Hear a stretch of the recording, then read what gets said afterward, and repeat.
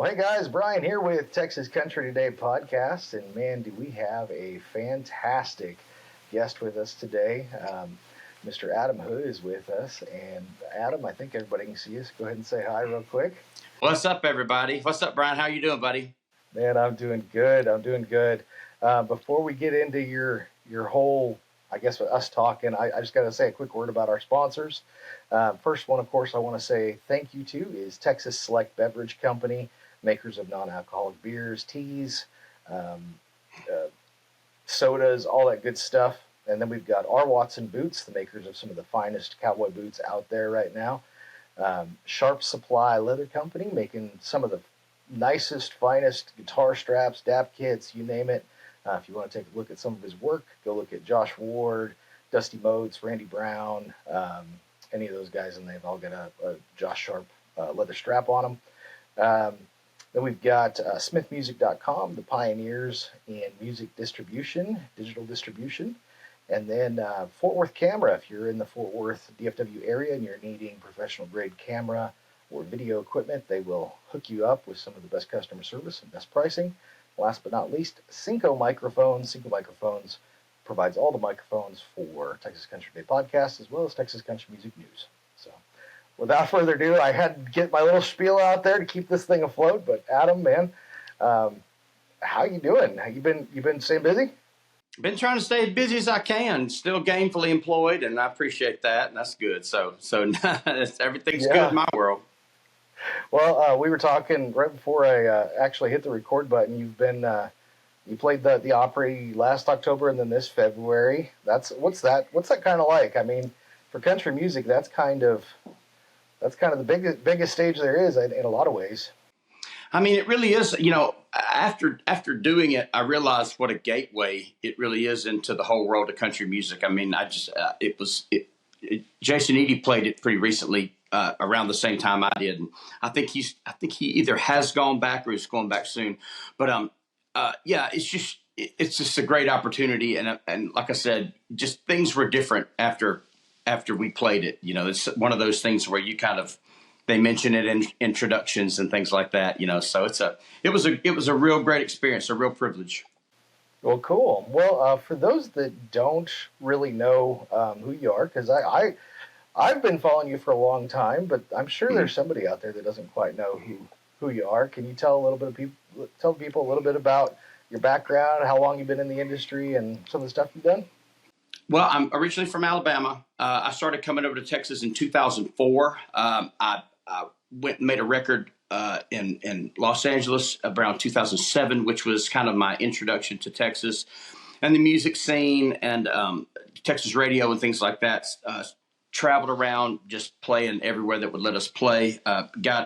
Met Miranda Lambert, who got me a publishing deal in Nashville, and I started writing with I wrote a lot of stuff with Stoney and Wade and Randy and those guys, and that's kind of where we've been, you know, just sort of, you know, going between the world of being an artist and the world of being a writer, and that's the world I live in, and have been there for a long time, and am very grateful to be there. So it's the path I've always wanted to have.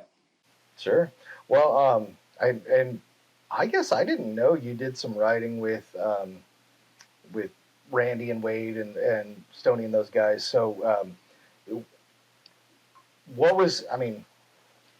for lack of a better term, I know you're a fairly big star on your own right now, but what's that kind of like, I guess, because Randy and Wade have been pretty big for quite a long time. And I know you've been doing this 20, 30 years, so it's probably nothing new to you guys, but and you guys have, I guess, totally different styles in my eyes from the music you put out. So Mhm. what was that writing experience kind of like with those guys?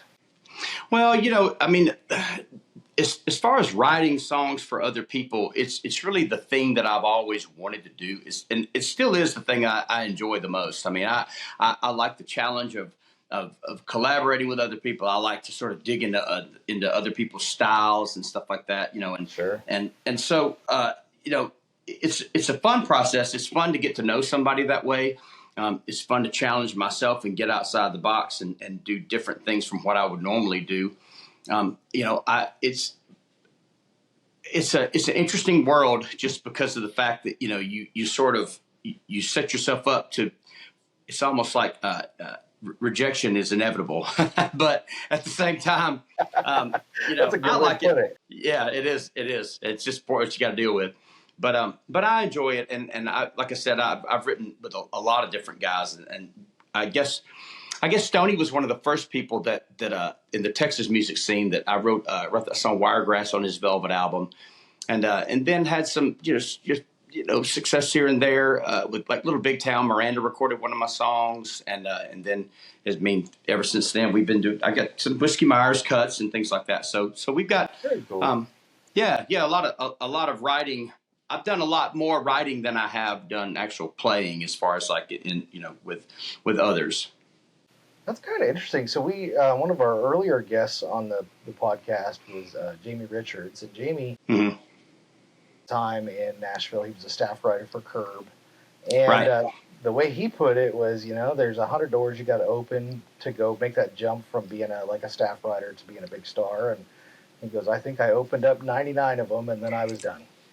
Well, and Jamie was right. Jamie was writing back when they were still making money at it. I mean, he was Yeah, over there with Walt and those guys, kind of back in the that '90s era when there was still you could actually have a hit and buy yourself a vehicle with it. You know what I mean? sure. I don't know how realistic that is anymore. But Well, nonetheless, I actually Jamie's a good guy.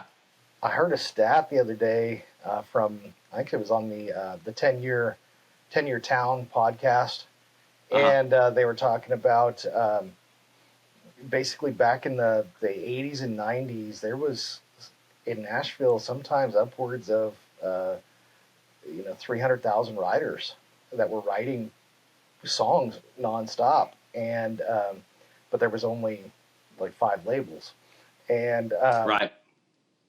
well, the writers were making all the money back then. Now the labels are making all the money, but there's only a couple thousand really writers that are doing the stuff. You know what I mean? And because I don't know, it's hard. I guess hard to make money as a writer now. Is it because is that because of streaming? Because artists can put their music out there and stream it, and there's so much music out there that they can't get paid on it, or what? Yeah, pretty much. I mean, it has a lot to do with that. I mean, just the fact that CD sales that was initially kind of how people were paid, and so the pay scale for streaming is just not as much. And there's, like you said, there's a lot more publishing companies out there. So the income is kind of dispersed amongst a lot of different people. And I mean, at the end of the day, I mean, if you're doing this for the money, this is the wrong line of work. You know what I mean? I mean, to be honest with you, you ought to be doing it because you love it. Yeah, But yeah, but the cool thing is, I mean, I feel like that we're kind of in this time where the rules don't apply anymore, and that's really liberating. You can kind of create your own reality and do what you want to do, and just as long as you kind of keep your integrity and try to be solid and do your best work. That I don't know. I feel like that's the Lord always rewards you in those kind of ways. You know what I mean? sure. Yeah, I work with a lot of younger artists and new artists, and some of them have possibly some unrealistic expectations, or Don't we all? yeah, and that's not necessarily a bad thing. It's not. Yeah. It's really not. I mean, if that's their drive, then you don't want to quash it. But there's some out there that have unrealistic expectations because they might just be a good singer. They may not be Right. a great singer. They might just be a good songwriter, and they might just be overall good at everything, but they're not great at that one thing. And so is not to say in Texas they can't have a good living in this business, because they can. They just need to. Sure. And I tried to tell me, you could, and I don't know many other places. I'm sure there is, like up in the Northwest, maybe, Nashville definitely, but it would be tough because there's so many. But Texas is kind of unique in you could be a regional artist and making $90,000 to $100,000 a year and have a good living, and nobody would know who you are. I mean, yeah, 100%. I mean, I think Texas is kind of known for that. I mean, especially in, because like I said, being from Alabama, I came in from the outside. And so, I understood. I mean, granted, I fell into the scene just inevitably, and I'm thankful that I did, because a lot of my heroes are Texas music artists and stuff like that. So, but I got to Austin because I had my first manager lived in Austin, and so we started over there, and just because that was the path of least resistance. The Southeast was not as warm as it is these days, and so you the opportunity to play your own songs just kind of wasn't there when I was getting going, and I, that's different now. But Texas was, and so that's kind of, I by the time I got there, I knew that's where I wanted to stay. But yeah, I agree. I mean, you can stay in the area, and you can kind of live in that world, between Texas and Oklahoma and Kansas and places like that. That's kind of the South to the Midwest, and yeah, there's a lot of places that are really grateful to have talent and have people come to their town, and it's manageable, and just you can make it home by dinner time in a lot of places, and that's the name of the game. Just wherever you can be the most comfortable and content, and still like I said, just do what you do best. Sure. Well, you correct me if I'm wrong. You kind of started your first. I started about 2002 maybe with some singles. Yeah. I had the first we put out an EP that was 2004, and so I had a little live record that I still sell it. It's still on the merch table. That came out around 2002, then 2004, then 2007 was when we put out our first full length studio record. Yep. And then that was your first music video too, right? That was 22. Yep. 22 days. Yep. That was the first video, the first single to Texas radio, things like that. So that was where we started. I gotcha. Well, on that, so you have an album, Bad Days Better. It's one of my favorite albums. Thank you very much. I love the different groove album. You just that's out there, not quite fully out there. It's on pre-order, pre-save. Right. So if you're gonna. If you're listening to this, go to Adam Hood. What is it? AdamHood.com. Hit the pre-save. Mm-hmm. Yeah. I listened to what your team sent over, and it's. I don't know if you did anything to the songs or not, but man, Buzzes Like Neon just sounds better than it ever has. But I wanted to ask you about harder stuff. Okay. Track 4 on Bad Days Better. How did that song come about? So. I quit drinking probably about 5 years ago. April was 5 years ago. And so, the first year of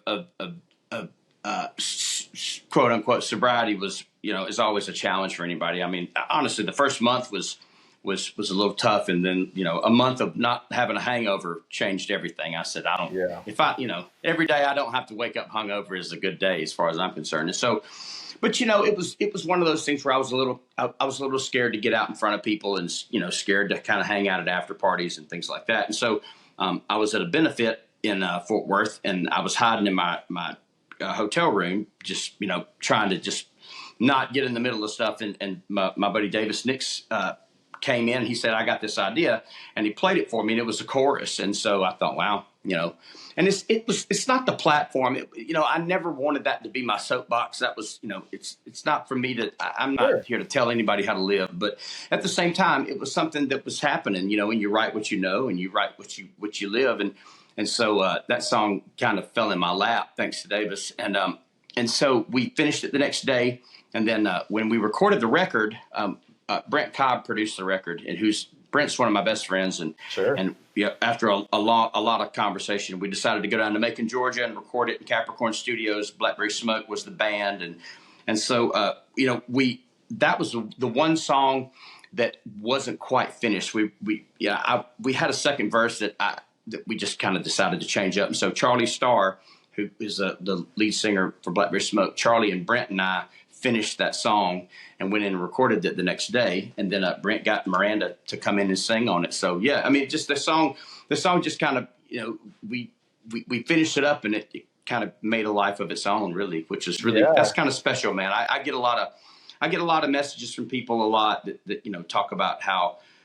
helpful that song was. And I mean, at the end of the day, that's kind of what you don't realize that's what you do it for until you start to have something like that happen, and you go, oh, okay, this is what it really is kind of all about, Sure.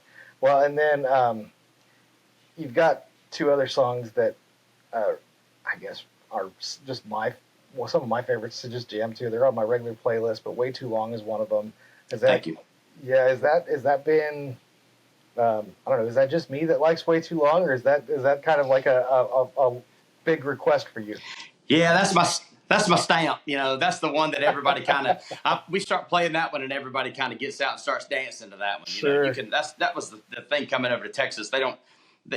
You can tell you got a good song when folks are dancing to it, and so that was the one that everybody kind of came out and started dancing to. Yeah, the one that people sang along to the most. Absolutely. You did. How long ago was that? It was. You run Texas music scene. You did Flesh and Blood, I believe it was. Correct. Yeah, that's right. Yeah. Yeah. How long ago was that? I want to say it was right after COVID, because it was around the time the record came out. So the record came out September of last year. So I want to say sometime around, it was either late September. In fact, I think it was the last week of September when we actually recorded that, when we went to the Texas Music Scene studios and recorded that song there. So it was all that whole record was fresh, and I mean, we were freshly rehearsed on those songs. Yeah. Sure. What actually, let's touch on COVID a little bit, because there's been a lot of really, really good music that has come out of COVID, and a lot of really good albums. Some of them are major departures from what artists normally put out. A lot more sad songs, a lot more lost and lonely type songs. But your experience through COVID for writing and playing and stuff like that? I mean, I felt like I was pretty busy, to be honest with you. I mean, from a touring perspective, I had about a half a dozen rooms that I could go into, that I could play by myself, that they were all socially distanced. The rules and regulations that each place set were safe, and we were good, and so I had enough rooms where I could go into on my own to sort of, I mean, yeah, we weren't touring as much, but we were still touring.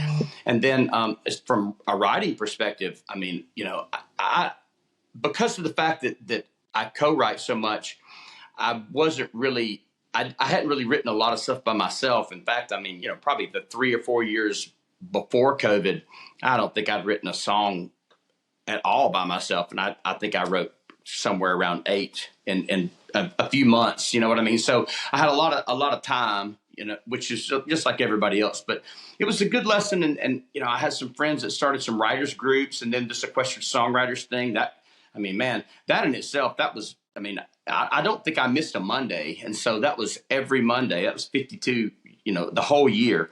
And so that kept me pretty busy.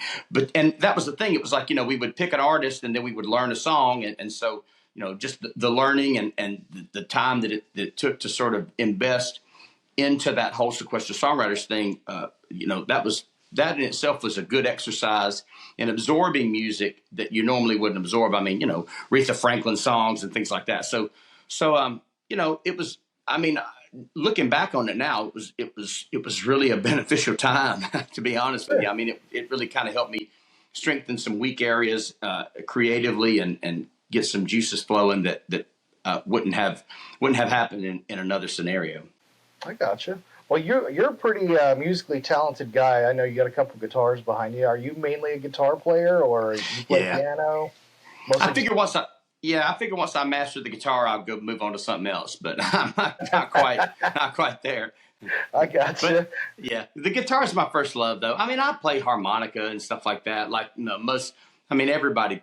I don't know. Everybody that writes a song tries to do what Bob Dylan did. I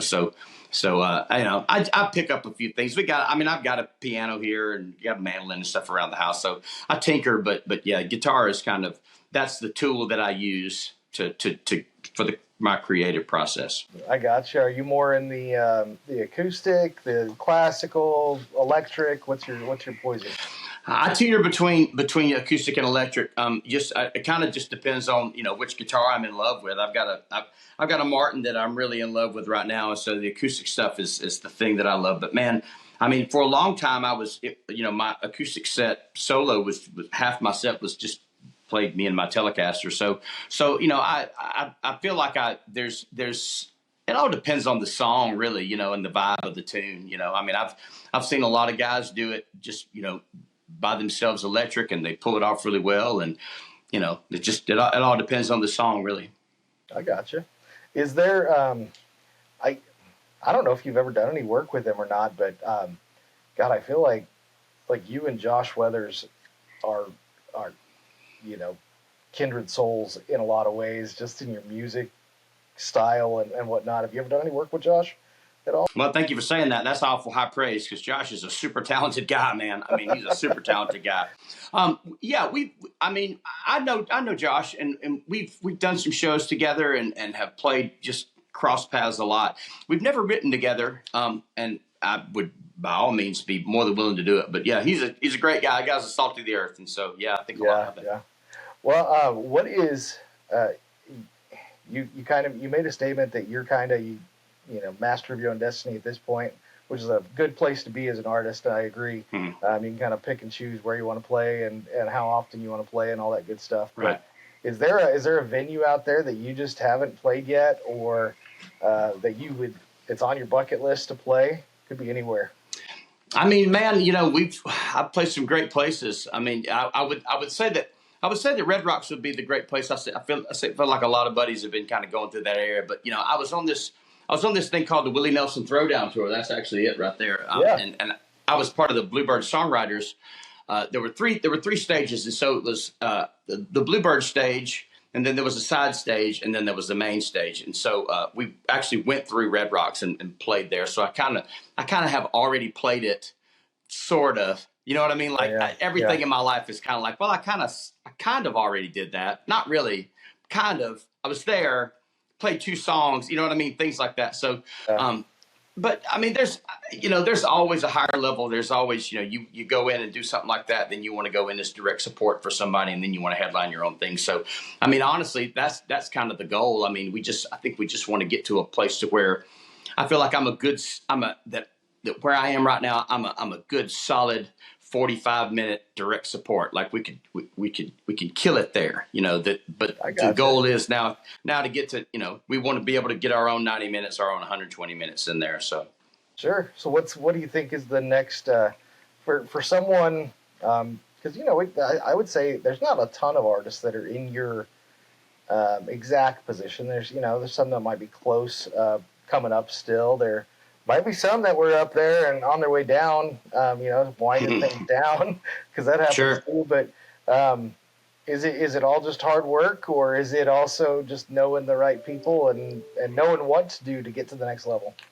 I mean, it is all that. I mean, I honestly, I'm really kind of at this place to where I'm just trying to sort of find my level of contentment. I want to be able to I want to be able to be the kind of artist that can truly support and be proud of my friends when I see good things happen for them, and then still be able to be comfortable enough in my own skin. I want to be able to still have ambitions and to have dreams and things like that, but to also know that if this was it, I mean, if I couldn't play or couldn't sing anymore, I mean, would I be happy?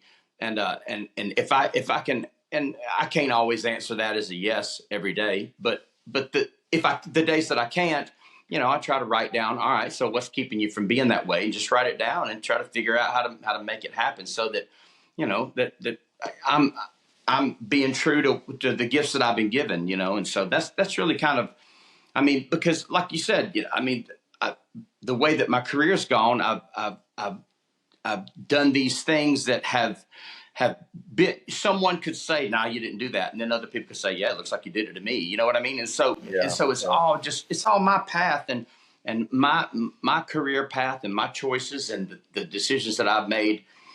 You could take somebody else that's sang exactly the same songs that I sing and done exactly the same thing and still would have a completely different career. I've never seen two people do exactly the same thing and it been that way. So you have to learn how to embrace the things that make you unique and just be okay with that. I mean, that's really kind of my goal. Like I said, just, the contentment is really, really the focus. Well, and I think you kind of hit the nail on the head there. It's also defining your own path and being comfortable in your own skin, not trying to emulate or be somebody else. Um, you know what I mean, or emulate their success, because my level of success and contentment is a lot different from a lot of people's. I Yeah. buy a house and the fancy cars. I'm pretty happy just being helpful to other people and living a pretty mild life. You know what I mean? Right. Right. That's not success. So, Yeah. Well, and I mean, yeah. And at the end of the day, it's up to you. I mean, up to us. I mean, if sure. I mean, especially in the music industry, there are limitations, and it is a competitive world. But you really can. I mean, you can do whatever you want to do. You don't have to. You don't have to follow the norms. You don't have to. You don't have to play by the rules. You can. I mean, there's a whole lot of different ways to create your own reality. Sure. Well, tell me a little bit about your tour. How many stops on average are you doing a year now? I look like I want to say this year, I think we're going to round it off around a little under 150 shows this year, which is pretty good for me. I mean, I can't say I've always done that, so, and granted, the balance between writing and keeping myself creative and giving myself time to write with other artists, it's kind of a juggling plates, but we, just because of the fact that we've been putting music out a lot more frequently than we have been in the past, it kind of keeps, you put a record out, you go support it. I mean, that's kind of what you do. And so by doing that, as long as if we keep putting music out, we're going to keep trying to go tour to support it. So that keeps my weekends pretty full. I got you. Well, how big is your traveling crew now? You up to the bus size? Are you still Nah, I mean, in the trailer?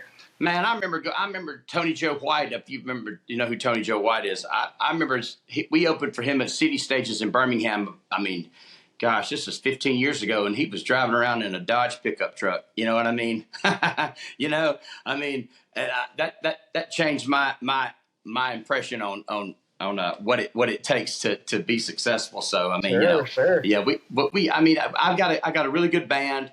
There's some all old friends of mine. We're four-piece, and so. But then I still do a lot of solo acoustic shows. I enjoy playing by myself as much as I do playing with a band. Both of them are fun. There's a time and place for both of them. Absolutely. I think, at least for me, I sometimes prefer the acoustic shows over the full band. Don't get me wrong. I love the full Yeah. band and the lights and the smoke and the whole experience. But there's something kind of I guess intimate about an acoustic show. It gives the opportunity for the artist to really just kind of wear their heart on the sleeve and sing their songs. And I think that can be really, really powerful if done right. And I'm not sure how you feel about that, but I really do like the acoustic shows. Sure. I mean, that's I don't with acoustic stuff. I really don't stick to a set list as tight as we do with the band stuff. I mean, with the band, we kind of have to go in with a strategy and kind of make sure that things, that the energy kind of ups and downs, they come at the right times and right places. And so I don't get to talk all that much. And I don't really, the talking part of it, especially acoustic shows, I think that's what a lot of people come to see. And I don't know, I'm not all that great at it, to be honest with you. I'd rather just play my songs. And I mean, I've kind of written the songs to speak for themselves too. I mean, Sure. I mean, you don't need a lot of setup in a lot of my tunes, so. But Yeah. I do like to I like to kind of go off the cuff and when somebody hollers out a song, be able to play it for them. So that's the nice part about acoustic stuff as opposed to band stuff. But I do enjoy the energy that the full band brings. Sure, sure. Well, what is I guess what is the songwriting future hold? I know you're getting ready to release this album, which probably means you already started working on the next one, if I had to guess. But are you Yes, correct. Yeah. Yeah. Well, and we'll put the Adam Hood's Different Groove, which is the remake of the original Different Groove. We'll put that out September 22nd. And then December, we just announced this today that the first week of December, Brent Cobb and Aaron Ratier and I are going on the road with Whiskey Myers. Whiskey Myers does they do like a couple of dates of acoustic tours, and so we're going to be direct support for those guys for the first. I think we got 10 shows in December with them, and then I'll go right into the studio with Brent after that. So Brent and I will go into the studio in December, cut a few things, and then we got some other stuff planned in February. So yeah, we're thinking ahead. I gotcha. Well, yeah, on the new album, you've got like I said, a re-release of a lot of different things there. I did see that you guys are selling vinyls on your website. I've been seeing a lot of this, the resurgence of vinyl. Have you from somebody that's putting music out, do a lot of people order vinyls? I just had to ask because that's. Oh yeah, I mean, dude, I sell a CD a month now. I mean, but we sell vinyls like we used to sell CDs. Yeah, and the cool thing is, it's one of those. I know it's crazy, it's. I mean, I'll sell those vinyls to people that don't have record players, just because of the fact that it's kind of it's like they used to be. Because I'm old enough to remember vinyl as being the main outlet for absorbing music, but it's just one of those things to where people can just go in there and they'll just let you sign it, and they'll frame the cover and put it on their wall and stuff like that. It kind of works. Sure. It kind of works like a poster and a CD at the same time. And there's just there's a sound quality to vinyl that it's not, you can't get digitally. I mean, there's the whole mastering process and the mixing process is different when you're mastering and mixing for vinyl. So because of that, it's going to create a different vibe, for lack of a better word, sonically. And I mean, I feel like that's something that people should really kind of take the time to listen to the difference, because it's pretty cool. I mean, I hear things in my records, playing them on a needle that I don't hear hear digitally. So I enjoy it. Yeah. Because I in my home studio that I'm in right now, I've got studio monitors, and I can listen to things in some pretty stellar audio quality, and I don't have a turntable here. But now you're making me wonder if I need to go get a turntable and listen to some of my old Beatles records and things like that to see if I could hear something different. Oh man, yeah, and I mean that's the thing. I mean, you just there's a warmth there that you don't get digitally, and so because of the fact that it kind of rounds off some edges, it just kind of creates a different sound, and especially with older records like that. I mean, that's how that music was absorbed. That's how that music was recorded initially. So I mean, the best way to listen to it is the way that it was kind of intended to be listened to, and to start with. Oh yeah, I mean I've got all the old Led Zeppelin stuff. I got all the old Beatles, Linda Ronstadt. Hell, I think I even got some Sonny and Cher in there. Nice. There you go. I've done I'm the family collector of old vinyls. When somebody passes away, it's like send the vinyls to Brian, and I don't know how I got on that mailing list, but I'm on it, and they have more vinyls than I do CDs at this point, and they sit in a closet, you know what I mean, on a shelf, but that's just kind of where they're at, and I haven't listened to them in a long time, but.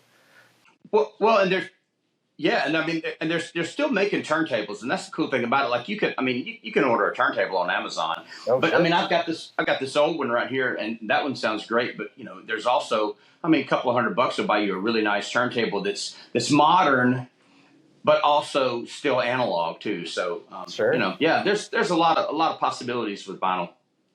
I gotcha. Well, I guess we're getting kind of close-ish on time. Not really, but I'm not sure about time. Tell me about some of your heroes, your idols coming up that made you want to get into music? When did you know that music was the path? Man, I started pretty young. I'm an only child, and so a guitar was really kind of what I did to entertain myself. And so, but I kind of got good at it. I could start playing songs around the time that Garth Brooks' first album came out. So, I got started in that world, yeah, where the singer-songwriter was someone, and granted, up until then, until Garth Brooks, if you'll remember, it was Poison and Bon Jovi and things like that. So there was, for the singer-songwriter, there was nothing until that.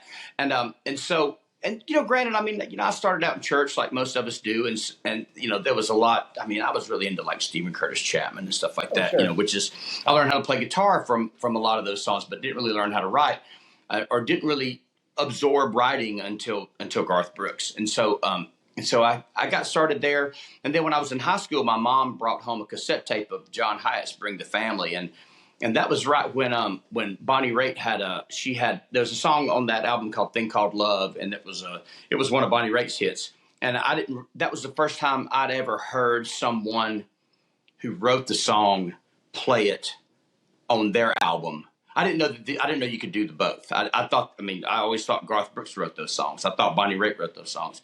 And then when I realized, oh wow, okay, John Hyatt wrote that Bonnie Raitt song, and then I heard it and I went, wow, that's really interesting. And so, yeah. And it set my trajectory. I decided that's what I wanted to do. I wanted to be somebody that made their own albums and did it in a more creative way. And you could tell, like, on that album, especially back then, it was loose and it was just groovy, and the imperfections were it's kind of like, a lot of albums were like that, but that was the album that was definitive for me because of the fact that, like I said, you could hear all the organics in it, and it wasn't as polished as most of the stuff that you hear on radio or heard on radio then as well. It really kind of I saw the freedom in it, and I also understood, like, it kind of helped me think to myself, okay, well, this means that I can actually, if I wrote songs for other people, then I could live a little bit more normal of a life. You know what I mean? I wouldn't have to be able, because I'm a homebody. I travel because I have to, and I love it. But if I could play less shows and still do well, I would play less shows. But it's that's kind of, Hyatt was where it started with me, and then I got into Delbert McClinton, and then I was really into Travis Tritt, which I wrote some songs on one of Travis's last albums. I wrote 3 songs on that record, which was a really spectacular thing, and so I was coming up, like I said, through junior high and high school. There was a lot of cool music to be absorbed, and so that was kind of 90s country. I graduated in 93, and so that was the epitome. The class of 91, that was really, that was when country music, man, it was on fire then. Yeah, it was at its peak almost. Yeah. Yeah. And so that was really when it kind of peaked, but yeah. It might have been even a little bit later. I'm trying to think back that far. That was a long time ago. yeah. I know, it has been. I know. But it was great. That was the time, man. It was cool then, and I loved it. And so, yeah, just, I found some stuff that I dug really early on. I gotcha. So I'm going to ask you then, what do you think of the music that's being put out, across the board? I'm not just in country, but pop and hip hop, R&B. It's all kind of changed from what it was when I was growing up. You know what I mean? None of it sounds anything like it did. Yeah, but I also heard a guy say a couple of months ago. He's a manager that's been around for a long time. He made the comment. He said, that was back in the 50s, and you couldn't make any money on records back in the 50s. And I thought, golly, man. In the 50s, they said you couldn't make money making records in the 50s, and here we are in the 2020s, and you still can't make money making records. You know what I mean? So it's all perspective, But I got buddies that we're still making music, and I got friends that are making great records, and again, like I said, the beauty is, you can record a song on your iPhone if you wanted to and put it on Spotify. I mean, at the end of the day, I mean, everybody and their mama can record a song and make a living out of it, you know. And so, in as much as it floods the market, it also, you know, there's so much music out there, and you can look at it as a bad thing, and you can look at it as a good thing, you know. And I mean, I think the more music that's out there, the better off we are at the end of the day, you know. Absolutely. Yeah, so I get sent a ton of music because I bet. And the recording on an iPhone, that is a real thing. I've actually I will listen because I do have such a good audio system. I can hear a lot of things that Right. to hear, Right. and I'm like, where did you record this? Like, who Yeah. produced this? Oh, I did it myself. Where? Oh, in my blanket Yeah. over the thing. I'm like, oh, okay, that explains a lot of what I'm hearing. Right. Go to a studio, recut it, and then I might be able to play it. But and Right. I don't say that to be mean. It's just there's, like you said, there's so much good music out there. To play something that isn't as good would be a disservice to, you know, my station, but also to that person that Right. grasp where they need to be yet. But all right, well, kind of a rapid fire here. This is kind of the strange questions that everybody gets asked. First question is, if you had the opportunity, and this will be right up your alley, if you had the opportunity to write a song with anybody living or deceased from any time in the world, who would that person be? Guy Clark. I missed that window. I was almost there. In fact, I had an appointment with him. I just signed a publishing deal, and the girl that was my plugger was new Guy, and she said, "Okay, I've got you an appointment with Guy, and we'll see how it goes." And I think he passed away about a week later. So I wish I'd done that. I've got Channing Wilson's a good buddy of mine. He wrote a bunch with Guy, and I've got a lot of friends that spent some time with him, and they they all came out with great stories and decent songs and things like that. So yeah, I would love to have written with Guy Clark. I gotcha. All right. Well, this next one is a little bit stranger. My co-host that is not here today, his son, Braxton, every time he gets on the other podcast they do, he has a question for artists. And it can be anything, so be as imaginative as you want, but All right. today is your spirit animal. Oh, good question. Like a dog, probably a dog. I gotcha. Yeah, Just a people pleasing mutt dog. there's probably something in that. If somebody wanted to psychoanalyze that, there's probably something there. Yeah. I said a rescue animal. Exactly. Yeah. Actually, my two dogs are bugging me. They're like, "Hey, it's time to take us outside." Yeah. You can wait. All right. So then my next question is when you hop in your car to go to the grocery store or wherever you're going, who's the artist or the playlist or the album that you're listening to right now that isn't yourself? Because it'd be a little weird if you're listening to yourself all the time. Oh man, I always make notes on these things and I never remember. And a lot of it has to do with the fact that like I listen to a lot of podcasts and stuff like that. I try to absorb words as much as I am absorbing music. Man, it could be a podcast. Is there a podcast you'd like to listen to more than others, or Anderson? Well, okay, all right, yeah. There's a guy named Joe Pug has a podcast called The Working Songwriter, and I was on it, and a lot of people have been on it, and I think that's kind of one of those things where it's music oriented, and he has interviewed a ton of people that are people that I look up to, and also people that are kind of comrades, guys that are in my trench, and sure. It's really informative. It's kind of he asks because Joe is a touring songwriter and Joe's been around as long as I have. He understands the rigors of the road and just asks great questions. And I mean, if you want to learn something, you should go listen to that Working Songwriter podcast because the guy talks to. I mean, he's talked to again everybody from me to Hardy to the founder of Spotify, to all kinds of people, and just different walks of the music industry. And so that's been a great podcast that I've really enjoyed for a long time. And like I said, I still I still get a lot out of it. Just as I learn something every time I listen to somebody talk about it. Because there's something to learn from everybody.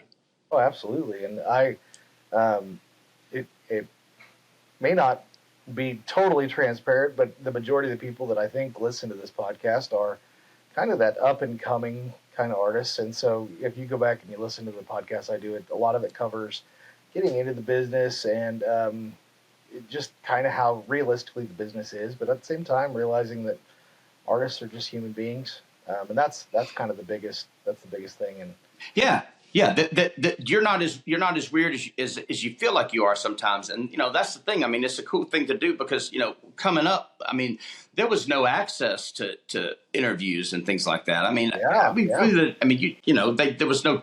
I mean, there was public television would play Austin City Limits every now and then. You get like 5 minutes worth of interviews on an hour set, and so to have something like what you're doing and what Joe's doing and guys like that, I mean, there's a lot to learn there. And so, like I said, sometimes the most valuable lesson you can learn is the fact that like you're not doing as much wrong as you think you are. You're like, okay, well, I mean, sounds like he does exactly what I do, so maybe I just need to stay my course. Because the truth is, at the end of the day, the best advice that anybody ever gives is just keep doing it. It doesn't matter. I mean, Exactly. everything kind of works out the way it's supposed to work out. And if you try to force something because you think that's what you want, careful what you wish for, you just might get it, And so, it's nice to be able to say, all right, well, I mean, I feel like I may be doing this the right way because my hero, I listened to an interview of this guy and this guy said, man, this is what I do. And I thought, well, okay, well, I do that too. So maybe I'm not, maybe I'm not in such a bad way. And I mean, yeah, that's the thing. I mean, I think that's just as important. It's just still absorbing information, Sure. Well, where can people find all your tour date, your merch? Where can they buy tickets to come see you? All that good stuff. AdamHood.com is basically where you can go. I mean, that'll take you everywhere. We have links to all our social media. We have the merch store there. You can listen to songs there. Everything. We try to make our website as user friendly as possible and as to give as much information as you would need. So yeah, just go to AdamHood.com and you can, whatever you need, you can find it there. And I bet my phone number's probably on there too. Yeah, when you type in AdamHood.com, it's going to take you to a landing page to pre-save his album. Go ahead and just click the pre-save first. Don't click the continue to the website. Pre-save it. Yeah, pre-save, and then it'll take you to the website after that. Yeah, exactly. That's right. Do that first. Thank you very much. Yeah. Well, I do have one last kind of question. We'll get you out of here. This was a question that was asked of DJ Duggar, who's the CEO of Smith Music, and in their podcast they do, but it was Spotify or Apple Music. I'm Apple Music because of the fact that I'm old school. There are benefits to both. I mean, there are things that I find on Spotify that I can't find on Apple Music, especially when it comes to like, I mean, I think I'm sure being in the podcast world, there are things, and I feel like with music wise, you can find a lot of stuff. You can find a lot of the same music on both, but there are books, there are interviews, there are podcasts on one that you can't find on the other, and so I kind of go back and forth. But as far as like understanding the format, I'm a little bit more apt to Apple Music, just because, like I said, because I'm old school, Yeah, well, and I'm more in Apple Music as well. But it's because I do have a lot of CDs. And I got a massive iTunes library, but everything that's in my iTunes library from those old CDs is available in my Apple Music. That's true. The last half of that question is, do you think because you're an artist, do you find the speedometer, as what I'll call it, on Spotify beneficial or detrimental? Is it good to know how many listeners you have per song? Is that really beneficial for public knowledge, or is that just a driving force to get you to do more? as long as you're not comparing yourself to other people, as long as you're not looking at your numbers and saying, well, I mean, I do it all the time. I mean, I can't look at Koe Wetzel's numbers. I mean, the numbers I have on albums in their entirety, I mean, Koe gets in a day when he releases albums. So you know what I'm saying? So I can't compare myself, but I can go in and I can see how well something's doing. I can see the country that it's doing. I can see the cities. I can see, I mean, I could go to my Spotify, like Spotify or Apple Music, and I can make my set list based on the songs that, the most popular ones. And I do that a lot. I mean, I'll especially like even during acoustic sets, like I'll get stuck and then I'll just kind of scroll through my playlist and just go, okay, that's right. I forgot people like this song. I wouldn't have even thought about this. And so I'll play a song off there. So yes, I think there's a lot of benefit to it. If you can use it to not compare yourself to other people, if you can just use it and use it as a tool to learn for your research and development and figure out your strengths and your weaknesses, what songs people like the most, which songs, that you think you love that nobody wants to hear, you know what I mean? And try to write more songs like people like and less songs that people don't like. You know what I mean? I mean, it's up to you. Again, like I said, this is, you create your own reality, but at the same time, I mean, you can sort of, you can gauge what people like to hear. Sure. Well, Adam, thank you so much for joining us today on the podcast. I really, really enjoyed listening to everything you had to say. Thanks, man. Be sure to check out adamhood.com. And a big thank you to Texas Select Beverage Company, Cinco Microphones, Port with Camera, smithmusic.com, R. Watson Boots. I'm forgetting somebody. Oh, and Sharp Supply Leather Company. They're pretty good. That's pretty good. I know. So, all right. Well, Adam, thank you so much for joining us. Yeah, man. Thank you so much for having me. I enjoyed it too as well. Thanks for doing so. Hopefully we'll get to do it again soon. And it buzzes like neon, and it makes me feel fine. The way she leads me on, it's a real good sign. And these dirty brick cities, they all look the same. Not one damn person ever knows my name.